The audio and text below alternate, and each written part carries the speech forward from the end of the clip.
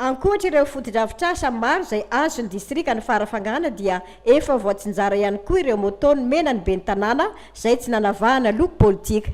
Ny moto zany avy amin'ny kandidanay herina jonary mampianina araka ny fampanantenana nataony dia nitaterahana. Ny moto io dia natao nomera le olo mera zay manohana anazy. Dia misy mera zany amin'ny atokafa nomeny satria ny SVM sy magnety tragno fa misokatra mirehetrarehetra efatra zone nizaragna anazy.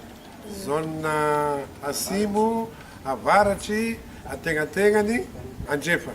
Faniriany reto ben'ny tanàna ny anoizany kandida larana faharoambifolo ny asa efa nataony ka mbola vonona izy ireo ny anoana azy. Dia faly tokotra satria sara mahay mitataka tokotra sy magnadigna zanany président herina zonary mampianina. Koa hay hoe aza omegny olo sanaka lakile ro président efa misika izy igny. Misy 20 ireo moto nitsinjaraina ka samy hisitraka izay avokoa ireo ben'ny tanàna atao anatin'ny distrika ny Farafangana.